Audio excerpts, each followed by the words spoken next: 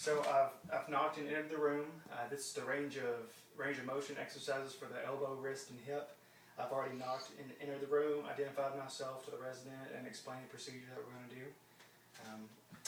I've already placed, what I've done is I've raised the bed rails, I've raised the bed to a workable position, and then lowered the bed rail on this side, which is where I'll be working.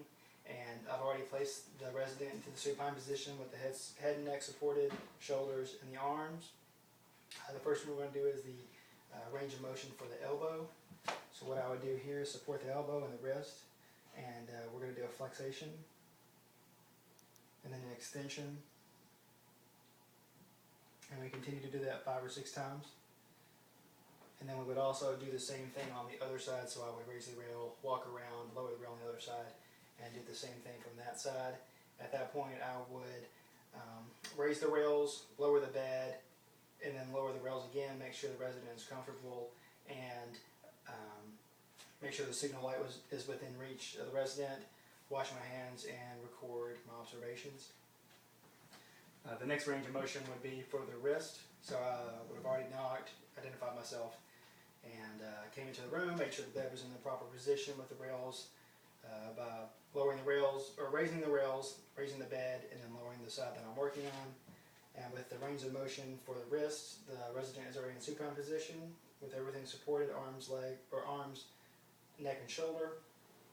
For the test of the wrist range of motion, we're going to do a flexation,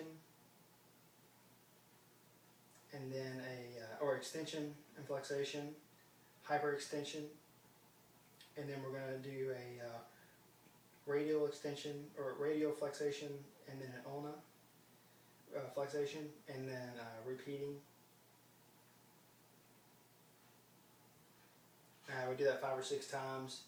Raise the rail on this side, go to the other side of the bed, lower the rail, and do the same thing on that side, on the other side as well. At that point, I would make sure the residents go ahead and raise the rail, lower the bed, then lower the rails, and make sure the resident is comfortable.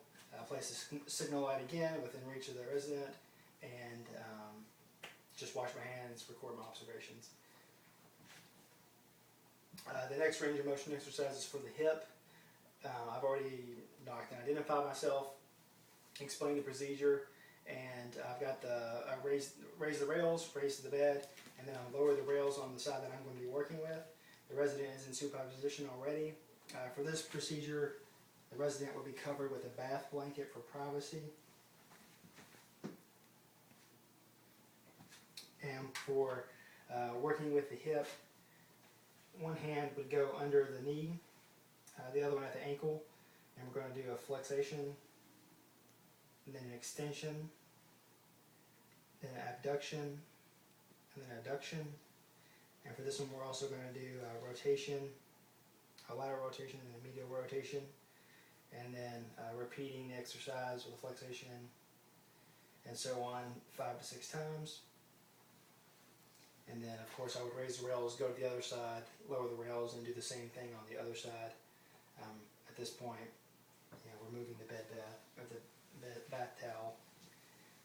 Making sure the resident is comfortable, raising the rails, lowering the bed, lowering the rails, making sure the resident is comfortable, placing the signal light within reach, and then washing my hands and recording my observations.